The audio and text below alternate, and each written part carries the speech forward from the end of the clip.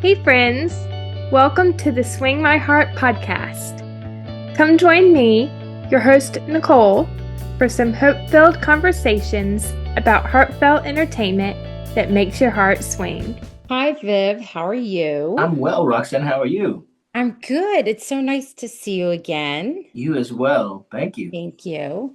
So, I have like this layered question I want to ask, and I think I'm going to just do it in parts. I'll take my turn. So I'm going to start off.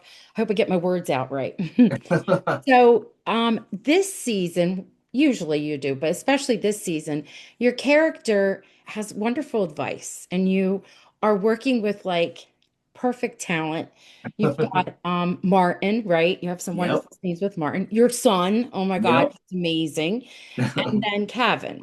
Yeah. And I was wondering, choose one or all. When you see that they're going to be your scene partner, what excites you about that?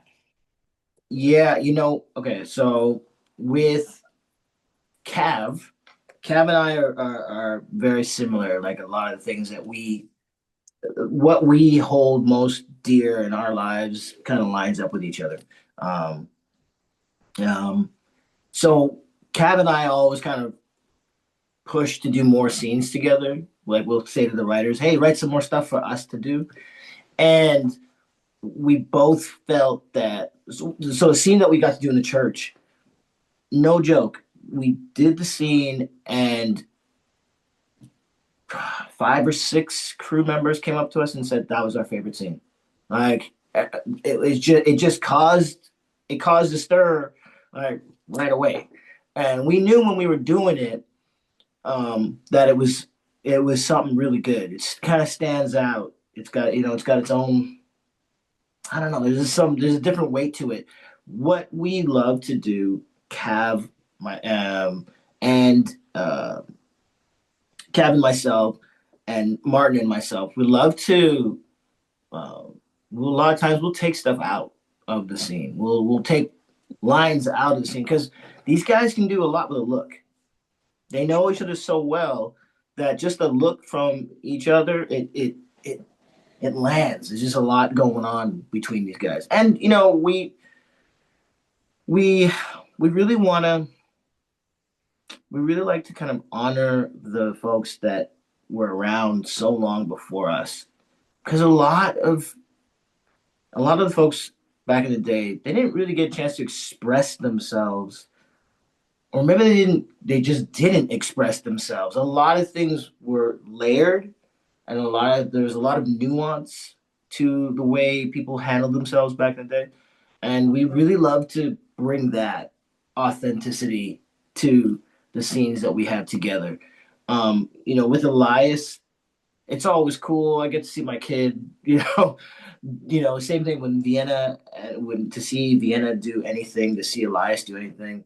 I almost feel like I'm a spectator sometimes. Like I'm just watching them, rather than sometimes I get caught just looking at my kids doing stuff.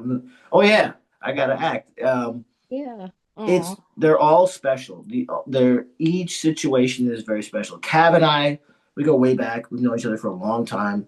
Martin and I were neighbors for years. Our kids went to the same school together. The kids know each other. Elias plays basketball against Kevin's son. It's like, we really are a big family, and we just love doing this stuff together. We know how lucky we are. I think that's more than anything. I think Cav and I talk about that the most. We know how lucky we are to be able to be on a show that really respects its audience. That's Mm. that's the thing that's our favorite. That's our favorite thing. There's some shows that don't really respect their audience, and things go sideways. But we really listen. I think that's the the common denominator between all of us when we're doing stuff together. That's an amazing answer. It's like more than I thought you would give. I love that. Thank Oh, you. thank you. Well, you let an actor talk. They're gonna talk. Okay, I love it. Thank you. Thank you. Hey, Viv. So nice to see you. Hey, Donna, how you doing? I'm doing good, buddy. The first one's from my mom, who also watches the show religiously with me. We love the scenes with Joseph and Cooper, um, with the fire scenes. And she's like, you have to ask Viv for me as a parent, because I think she was going through anxiety just watching it in the show. Did you go through, like, watching him do those scenes? Did you feel like part of you as the parent, holding your breath, I guess, in a sense? Yeah, it's kind of an interesting thing to kind of um, um, to because we see it put together. We know there's no like when we're filming, it's all broken down into little pieces. There's no real danger. Like the most dangerous thing we did was literally get on the horses, get on and off the horses. That was the most dangerous thing that we did. And but that's a testament to our stunt coordinator Brett and the stunt team and our stunt doubles. Like everything was very well thought out. Actually, speak of the devil, come here, say hi. Look who's here. Hey, buddy. How are you? All right, go on now. Okay. Thanks. We had a really great time doing the scenes, and like what you guys don't see is kind of behind the scenes where we're joking and laughing and cracking jokes and stuff like that in between. Seeing it all put together, honestly, yeah, I'm with you. Seeing it all put together, especially because they added the fire after. The fire, that's CG, that's all special effects. Like there were some pockets of smoke that we were reacting to that the special effects team set up. So like fake smoke, they had billowing out of this direction and this direction. But again, you're watching them do it. They do the machines go off and then there's got guys fanning the smoke and you're seeing it all put together. So you know you're safe. There's no danger in that respect. But to see it all cut together with the music and the sound effects and the fire and we're doing our best to kind of come in with, oh my God, look out, and the log falling in front of us and all that. Nothing fell in front of us. That was us reacting to someone going, tree, kind of thing. So you don't really get nervous about what you guys saw. What you get nervous about is, like I said, getting on the horse and off the horse. That's where that's where this could all go sideways. I had to ride very quickly past some camera equipment and crew with the horse, and again, horses trip. I was on the horse and the horse stumbled multiple times. We're running through the forest. It's not even terrain. Horses are sentient animals. They trip like we do. So yeah, there's moments where you're like, whoa, this is for real. But everything went off well. Again, our stunt coordinator Brett, he knows what he's doing. He's been doing it forever, and everything went smooth. But yes, that's not hard to drop into as a parent. It's not hard to drop into that acting where you're just like, oh my God, because fire is a universal. Everything on the planet is afraid of fire. Everything, no matter what it is. So no, it's pretty easy to drop into that mode. You guys killed it. Great work. Thank you. I love riding the horses. I told them, like, hey man, I want to be on the horses more because I loved it. I loved it. Thank you. Yeah, thank you. Hi, Viv. How are you? It's nice to see you again. You too. So my first question for you is, when Hearties look back at season 13, years from now, what emotional imprint or message do you hope it leaves behind? Oh. For me, it feels like you can get through anything when you have community behind you. You can get through anything. Yeah. No matter how dark it looks, when you have the support of people around you that care about you and that you care about, you can get through anything. But it's because it really is the fact that this is such an amazing community that has allowed us, the Canfields, to navigate this this time. Because the thing that I brought up with our directors and our writers was that,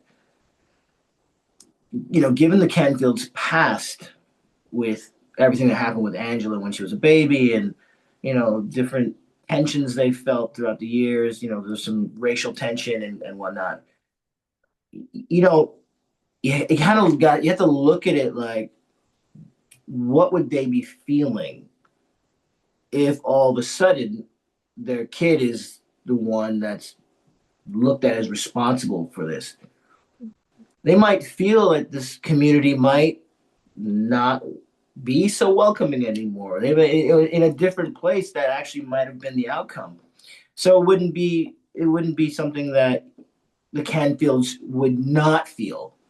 It's like it's you could feel that, oh, this might wreck our relationship with everybody here because of what has happened. Mhm. Seeing the community again rally around and support the boys, it really it cements, especially for Joseph, because Joseph picked Hope Valley as a place to bring his family. So it really cemented, we are safe here. This is our home. This is our community. It really, really, really cemented that, because you could question it if we were somewhere else. Yeah. That's a great answer. And we're not meant to go through life alone. I think Yeah, it's important to have that community. And I always love a show with a good message to it. And I think the world today needs more shows like One Calls the Heart. I think you're right, and I think that it would be nice. At the end of the day, you kind of look at it like, look, a fire is almost, it's an unfortunate incident, but the fire doesn't care what your socioeconomic status Yeah. is. Fire doesn't care what your political affiliations are. Fire doesn't It doesn't care. It is the it's a force that blankets everything. And what happens in a situation like that is people come together, right? Mhm. When they're faced with a threat that is greater than all the little things that they squabble about, they come together, and it makes them stronger. And we could use a little bit of that. And I'm not asking for a fire, for anything that's going on, but we definitely could use, a little bit of the Hope Valley spirit around the country. Yeah. That can help. Yes, very true. Thank you. Thank you. Hi, Viv. I'm Julie from Suspenders and Button. Oh, Julie, I know you. Hi, Julie. I know you too. It's good to see you again You after the too. panel, and it's that was fun. But Joseph has really had a wonderful storyline this year, where he's been able to minister to the men in the community in a wonderful way, being a friend and a support. What makes those scenes special to you as an actor, and why is it important to show that side of Joseph? Very good question. What makes it special for me is, and this is kind of and I always feel kind of strange saying this, but it is the truth. I don't know why. I don't know why this is the truth, but the truth is, in real life, I am one of the people that people come to with problems. So all my friends will kind of seek my counsel, or they would be like, what would you do in this situation? Or they just come over. I grew up in a house that was the hub. So I have an older brother, younger sister. So all the friends came to our house to hang out. And my parents ended up being parents to a lot of the kids that came over, because there were some kids that didn't have good relationships with their parents. There were some kids that came through that were going through difficult times, dropping out of school, like all these different things. And my parents kind of, they created a safe space for them, and they always knew they could come over. Like they my friends would call our place the Cosby Show back in the day because that's what it reminded them of. It reminded them of like it reminded them of that dynamic, and the same is true today for the house that I live in now. So the kids' friends come here, they're safe here. We have extended family. There's people we call family, but they're really friends that we kind of have adopted, like Natasha included. And yeah, people kind of check in with me. I've had uncles throughout the years that have said to me, "You should be a preacher. You should have been a preacher." I spoke at my mom's funeral when I was 23. My mom passed away, and after I spoke, my uncles were like, you should seriously consider being a preacher." And I was like, nah, I know what I'm gonna do. And so this is kind of full circle for me, I guess, as far as playing Joseph. So it it is it's me. That's really the thing. It's like I'm not acting any of that. It's really kind of how I live my life. I don't even know how I stumbled upon this, but like getting to work with my own children, getting to play this guy who is, family means everything. Family's first. It just lines up with the person that I am in real life. So I don't know how I got so lucky. I don't know, but I am. Well, I believe everyone is very much enjoying this ministry piece that's happening this season. Thank you. Yeah, it's some of my favorite scenes, especially the scene with Martin and the scene with Cav when the guys are talking. I really enjoyed that. With Minnie, talking with Minnie, Joseph and Minnie, married couple. There's nothing that Joseph is telling Minnie that Minnie doesn't know. Minnie knows all of that. She already got to that conclusion. He's just kind of reiterating what she already knows, right? But when the guys talk, they're more difficult with their emotions, and so they have to confer with each other because it's a little tougher to get it out if you're especially a guy back in 1920 not gonna divulge how he feels today. He might not. So I'm glad that Joseph is able to help pull that stuff out. Love that. Yeah. Hi, Thank Viv. you. It's Stephanie from Heart in Motion. Good to see you. Stephanie, how you doing? I'm Good. great. So you mentioned Minnie. Back in episode 1, we've got a great conversation between Joseph and Minnie where something is kind of lit in Minnie where she wants to peek behind the door Mhm. and figure out what's next. We know that the community is coming together to help Minnie out of a jam in this next episode. So Yeah. would you say that this is the opportunity that she needs to see what's behind the door and what might be that revelation that she maybe figures out what that revelation is next? Because we know Yeah. that anything happening with Minnie is also happening with Joseph. Yes. Yes. What's really cool is Natasha has been pushing for this since season 8. She's been pushing for because she was like, she said she loves playing a wife and a mother, but to a large degree, she was like, what is Minnie going after? What is Minnie striving for?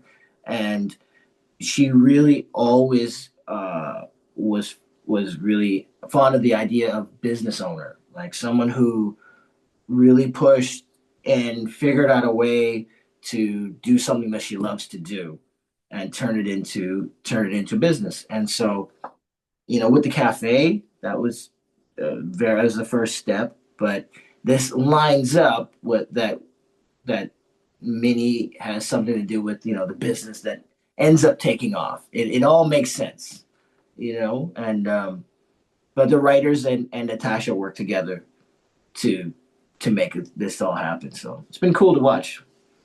Well, we're excited to see it. And I mean, again, it's anytime that it's happening with Minnie, it's happening with Joseph. We love the Canfields and how everything is them all together. So we're really excited to see it. Well, thank you. Yeah, we are excited to do it. It's always fun getting to get together, and I tell people because there have been folks that have been asking. We will see Angela again. I'm just letting you guys know. Yeah, Excellent. yeah. Thanks, Viv. Thanks, Stephanie. Actually, actually, that was what I was going to ask. I was saying that what's Vienna been up to this season? How's she doing? She's doing well. She's doing very well. She's floating around here somewhere, but she's doing really well. Vienna is she loves the industry and she's excited about everything that has to do with acting and film and television. And she's actually gone on and she's taken some courses for writing. She's taken some courses for cinematography, actually, photography. Like she's very interested in the process of putting together projects, and she's currently writing something that's pretty cool. I'm very excited to see where she goes with it. She directed her first short, starring my wife and her brothers. It was very funny, and yeah, she's been keeping busy with that. And like I said, you will see her. You will see her coming up. So Angela makes a return to Hope Valley. It's very cute. Oh, good. Yeah, That's good to hear. yeah. Hi, Viv. Hi. Hi, Catherine with Romcom Love Podcast. Hi, Catherine. Last time I saw you, we were talking about tater tot hot dish with you and Ben as we were getting our picture taken. Yeah. Yes, we were. Where I told him Minnesota is hot dish, not casserole. He's been gone too long. I remember that. Yes. Yes, he agreed. He agreed, yes. So my question is, when you were first told about the fire storyline and how it was going to allow Elias and Billy to shine, what was your first reaction? Yeah, I was like, good, let this kid work more. Like, no, it was like I love these storylines which really caused the community to come together, in a way where when you see them kind of jump into action. I love that stuff. I love all this stuff. Because fire is such a huge threat now. Imagine 100 years ago. It's like it devastates us now, and we have so much more capacity to deal with it now. So it was really, really, really serious. A fire is no joke, especially everything you have is made of wood. Like everything. There's no, so it all landed on all of us. Like the cast, when we're filming the scenes, that there's like this scene where we're all standing there and we see that the fire is, out in the forest and we're all reacting to it. It's not, they didn't have to tell us, anything. They just said, look here, like this is where you're going to be looking.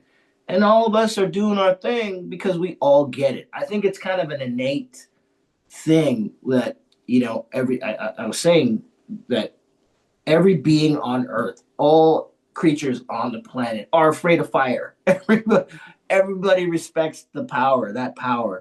And so getting to do these scenes, riding through the forest, and then seeing the finished result when they added the fires and the flames. Man, it was cool. Like I hope we always kick off each season with like a big bang like that. It was a lot of fun to do. So, and I'm like, put me on a horse. You can put me on a horse in the church if you want. Whatever you want to do, put me on the horse. I loved it.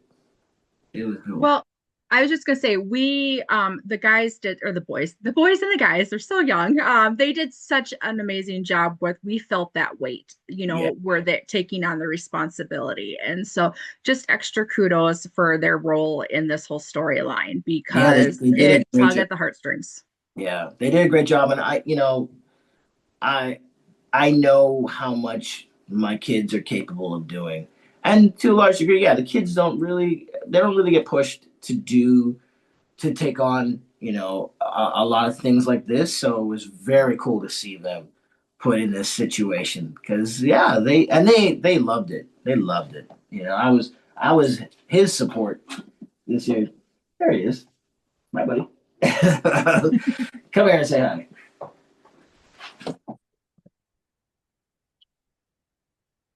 Yeah. No, we were just saying how you rocked your storyline and we felt the weight of the world on your shoulders, Oh, and you thank and you. Billy did such a great job. Thank you so much. Thank You're you. welcome. Again. Thanks, Viv. No problem. Thank you. Okay, so getting back to my original question, this is my next layer. So Joseph gives really good advice to Henry, really good advice to Lee, and really good advice to Cooper. And it's not really just advice either. You know this because they're your lines. They actually have beautiful meaning. Like I loved I'm not going to get the line correct, but when you're talking to Joseph and Cooper are talking and he's talking about his goodness, and he's like, sometimes it's a good thing because it spills out. I was like, Yeah. oh my gosh, I love Yeah. that line. It ripples out. Yeah. Yes. All right. So, what about Nathan? What kind of advice should Joseph give Nathan? And what kind of advice should Joseph give Lucas? I want to see, what would you say? Well, it's so Nathan is a man of action, right? Yes. And he he he can always kind of arrive at the right conclusion. He doesn't necessarily divulge everything he's thinking about. And he has like, the best listener in town. He's got Elizabeth. But as a fellow father and fellow, man who's completely in love with the woman that he's with, there are some pieces of advice that Joseph could give Nathan, but it's really, I think it would be about work-life balance. I think that's what Joseph would end up talking to Nathan about. And with Lucas, it would be about following your heart. That is, stay true to that and make sure you say how you feel. That is what Joseph would tell Lucas. Say how you feel. He might be a little he might be a little shy to put himself out there. He might be, but I think good things will happen if he does. All right. Thank you. No All problem. right. Piggybacking off of that, I love seeing the evolution of Henry and Joseph's romance, the brotherhood connection, the friendship. Mhm. And we've seen so much that Gowan has been probably one of the toughest, to break through. Yeah. But at what point do you think Joseph broke through with Gowan that what we've seen now is Gowan feeling comfortable talking to him? Yeah, with Henry, see, Henry wouldn't be like he would be similar to a lot of the men in the community. It would be something that Joseph would be pretty used to dealing with. A lot of these guys in the community were like the strong, silent type. It's really kind of like in actuality, people from that generation. I know a couple generations after that, it was called the silent generation. So I mean that tells you, how they conducted themselves. They didn't divulge what was going on with them. Held it all, kept everything inside. You know, dealt with it all quietly. So it wouldn't be something that Joseph wasn't used to seeing. It would be more of an anomaly to be Joseph than to be Henry. Henry is like what most men would probably be like. What most people would probably be like. This what they're dealing with was, things were heavy. The costs were heavy back then. Um, so with Henry, you have to you got to let him come to you. You can't you go to him. He's probably just gonna shut down. To let him come to you, and very slowly, it will come out. But you can't rush it.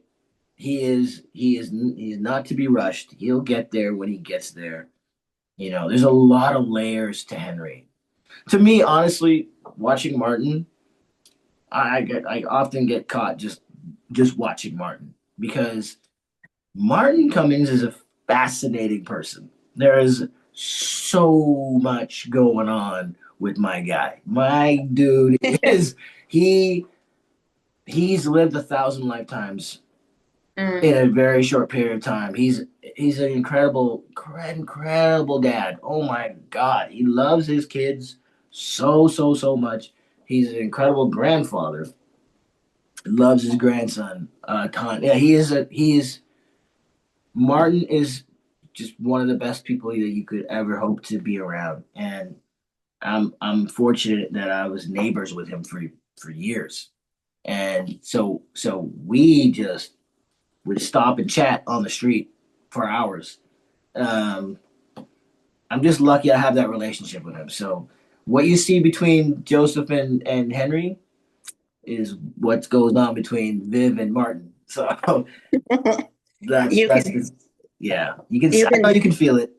you can definitely, you've so many moments between the both of you, and it rang true to my heart. It's beautiful to see. So it makes total sense. Oh yeah, honestly, there's so many shows that I've watched during growing up and even now, and when you find out that the cast actually care about each other and actually hang out, it just makes everything better.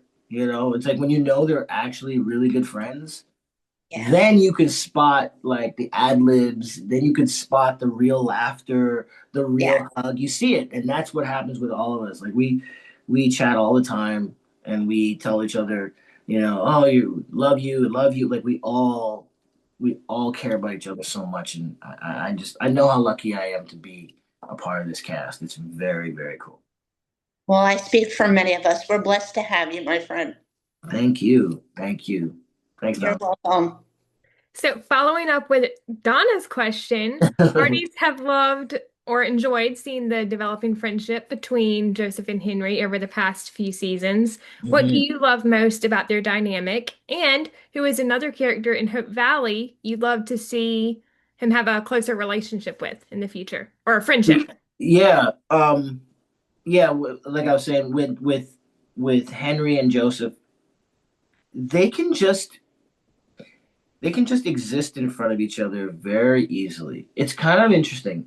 There is a different dynamic between when Joseph is with Lee. There's a different dynamic than when Joseph is with Henry. Mhm. Um, a lot of Henry and Joseph's relationship, there's a portion of that relationship where it was really Henry kind of asking questions, how to do this very slowly, coming around to being able to speak about how he feels. Lee doesn't have that problem at all. Lee can express himself, right? He was more connected to himself, how he felt about things. Lee talking to Lee is you don't have to. He knows what he's done. He knows all the things that he might have needs to fix or needs to change. You just have to kind of show him. You just have to show him, and then he already knows. He gets there. Henry, you like I say, you have to let him come to you. You can't go to him and say, "Hey, you should be thinking about this." No. He's got to come to you, and then because that's when he wants to get there. When he wants to get there, cool, he'll get there. If he doesn't want to get there, it's not gonna happen. Even he was a man of God praying, no, it's not gonna happen because Henry's he's more of a wall than Cabot is. But I would say, and there's been a couple of instances where I've gotten a chance to work with Ben, and the scene from last season where Ben he wants to do the solo in the choir, and we're at the cafe and we're like singing to each other. Man, I was dying of laughter. It was so fun. Ben's hilarious. He's actually so funny. So it's like the kind of comedians on our cast, Kevin, Chris, myself, Ben, like with the Rock are super funny. Uh, Yeah. Pascal, like there's a lot of comedians on the stage. Jack has his own, he'll be like straight face, but like cracking a joke. Again, Aaron, same thing. Aaron's very dry sense of humor.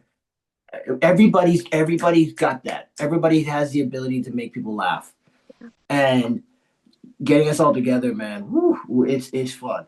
But Ben and so Hickam and Joseph, I watch those two stuff. I just start laughing. It's I can't say enough about Ben Rosenbaum. That's my guy. I love that answer, and I would love to see them develop a closer friendship. And then going back to Joseph and Henry, I think one of the best scenes ever on this show, like this is in probably my top 10 best scenes of the show, is the one in season 9, episode 12, the finale, in the jail. In the when jail? he Yeah. asks Joseph to help him pray. Yeah. So powerful. It was, I got caught a bunch of times just looking at Martin doing stuff.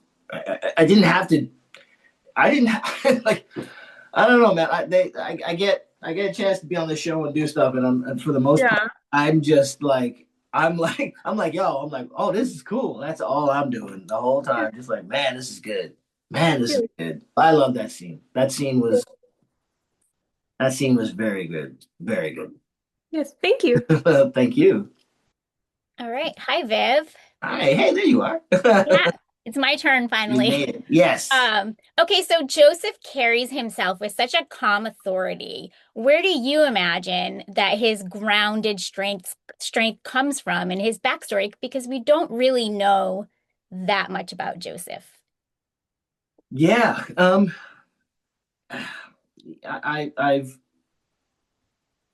I've said in different interviews that like I really line up with Joseph because in real life I'm someone that people come to with stuff. So I've done what he does. Like I counsel people, and I've been doing it for a long time. I have my older brother Richard.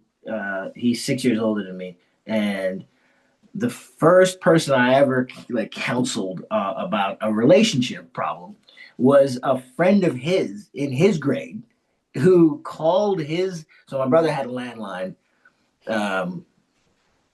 in his room back in the day, which was a big deal, right? He had his own landline. And he was always telling me, don't answer my phone because I was 10 years old when he got it. I shouldn't be answering his phone. But of course I did. I answered his phone. So he's 16, she's 16, I'm 10 years old. She calls looking for my brother. I pick up the phone and she's crying.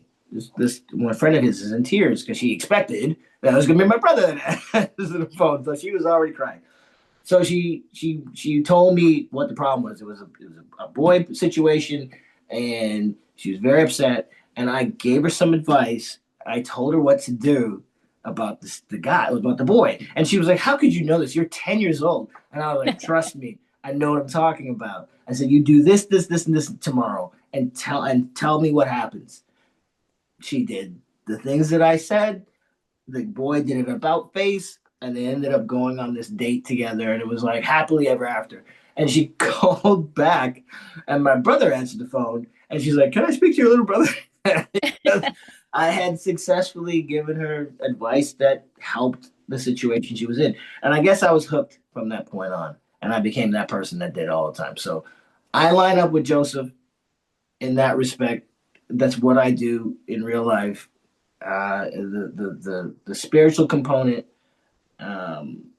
is something that again resonates with me. When I was a little kid, I used to walk around with the Bible. I don't know why.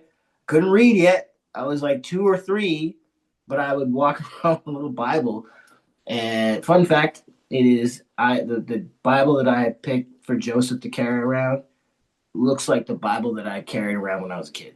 So yeah. I probably went far away from the question you asked me. That's okay. That's okay. Yeah. I think we can all imagine that Joseph did very similar things. He might not have had a phone line, but no phone line. maybe giving advice, from yeah. You know what? It's I don't know where it comes from. I honestly don't. I guess it's like Joseph. It's like it's a calling. It's just something that you have. I am, my mom was very patient, very patient for people. She made a lot of room, a lot of space for people. She babysat a lot of the kids in the neighborhood, and she took care of people. And my father, he was he was like the best friend you could ever want. He would, no matter what someone needed, he would drop everything and go help them. And I watched my parents be those people. Mm. And I have an uncle. Like I kind of like Joseph is an amalgamation of like my father and two of my uncles. One uncle being very, very religious, very, very, very like devout Christian, and the other uncle just he is the person that I would go to for anything, and he always was level-headed. I never saw this man lose his cool. Always had the best advice, and he did that for everyone. So Joseph is all those guys put together, and I am a bunch of people put together. I guess it's so that's where it comes from. Yeah. Well, I love that. I love that Joseph is so special to you and so meaningful. Yeah, it's amazing. Thank you, Viv. Thank you.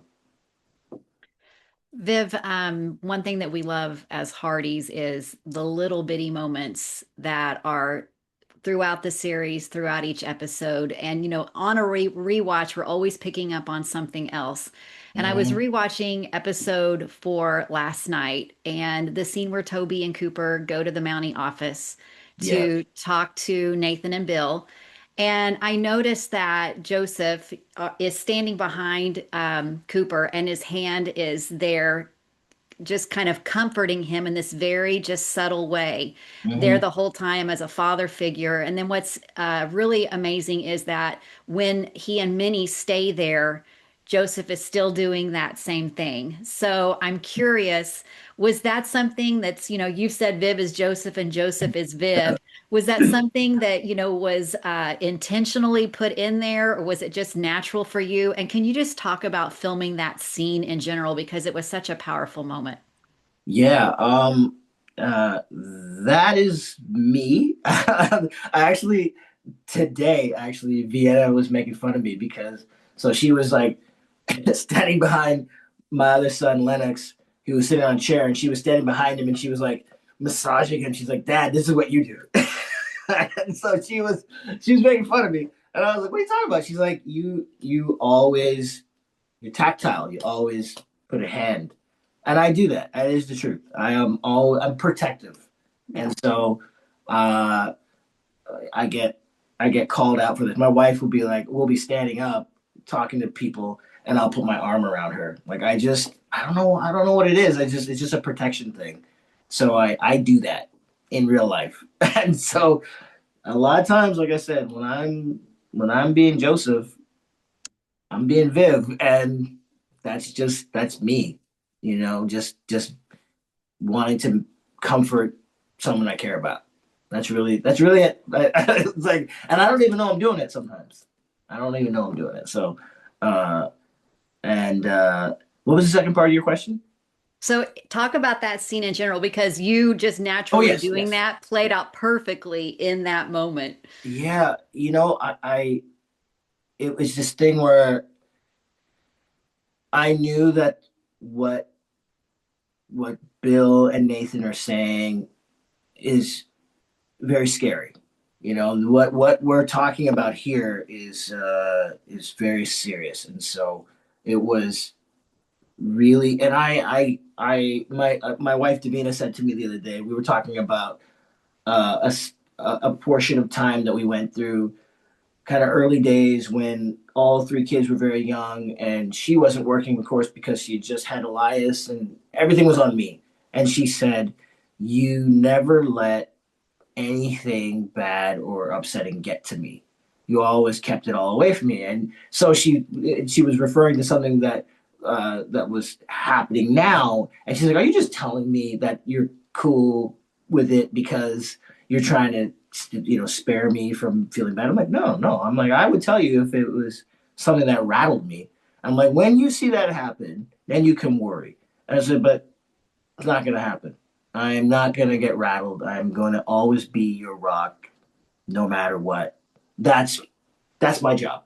And so that's what I'm doing. I am making sure that, yes, we're hearing some very hard words from our Mounties, but we're going to be just fine. We're going to get through it. That's the deal. I'm not going to let anything happen. I won't. And that's I think that's the physical. I think that's why I do that in real life. Well, it played really well, and we appreciate the protective nature. I mean, not only with Joseph, with his family, but Joseph is that way with his friends as well, and the community. So yeah. So keep on putting your hand on people's shoulders. I will. All you want. I'll tell Vienna that you said so.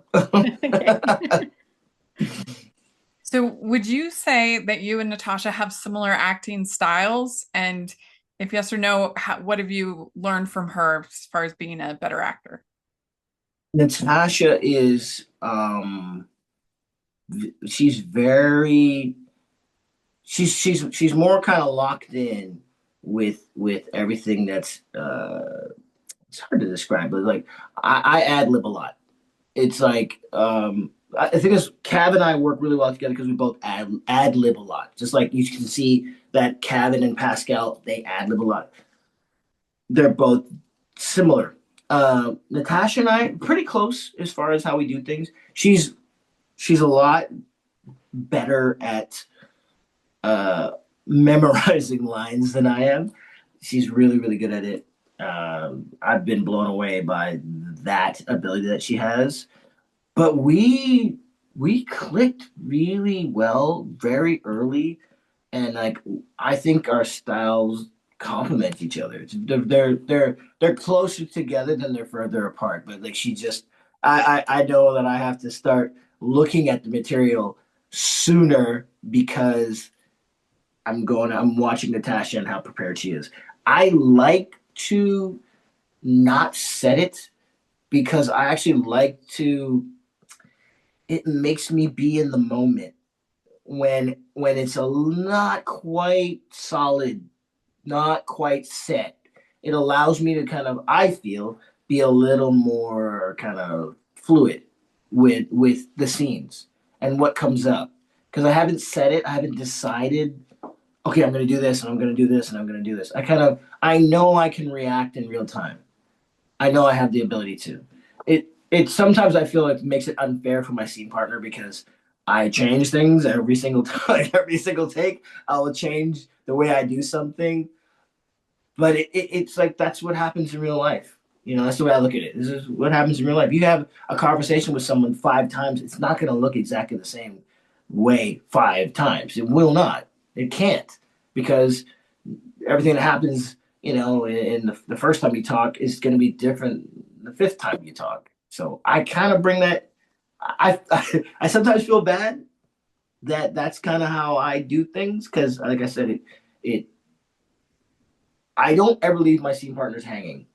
I'll say that I don't leave them hanging. If there's a cue line, if there's something they need to hear, if there's something that I need to do that makes them do what they're doing, that stuff is solid. But I leave a lot of what I'm doing.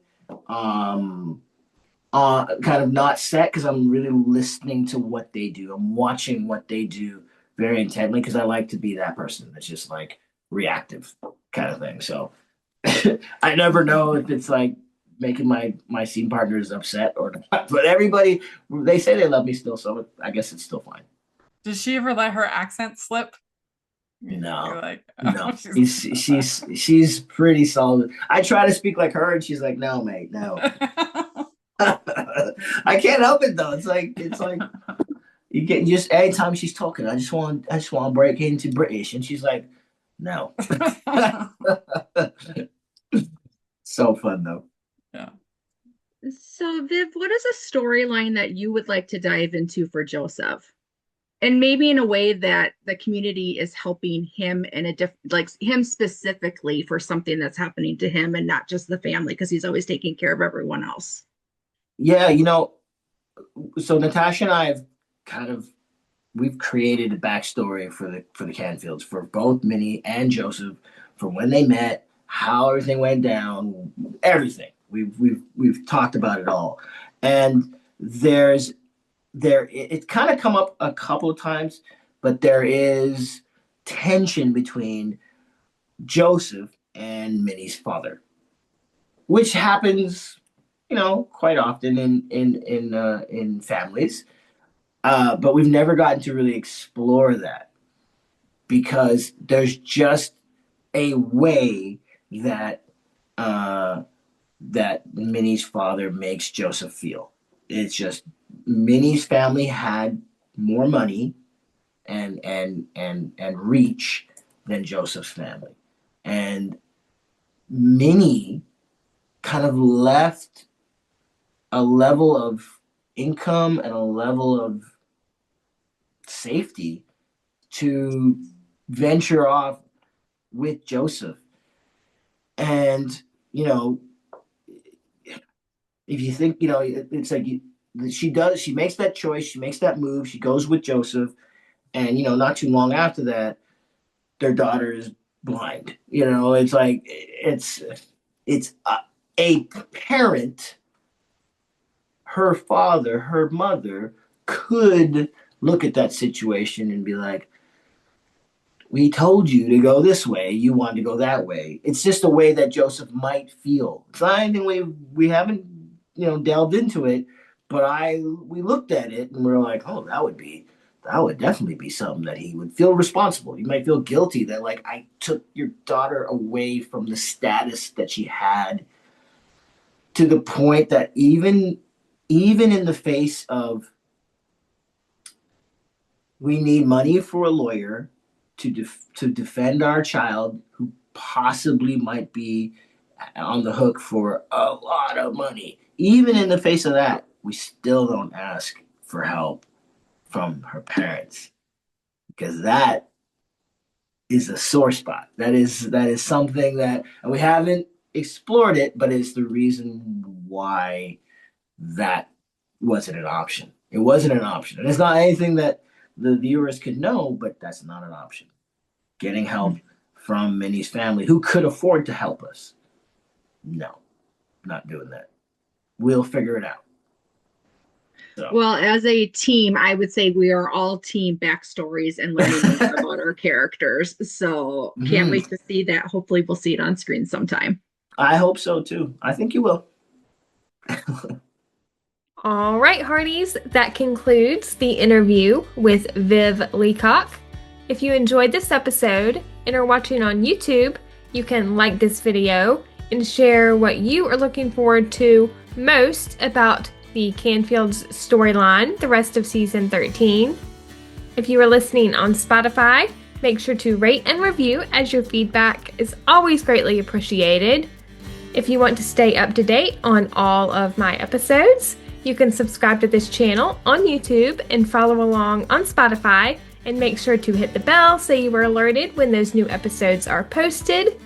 You can also find the podcast on Facebook, Instagram, and Threads at Swing My Heart Podcast, and Twitter at Swing My Heart Pod.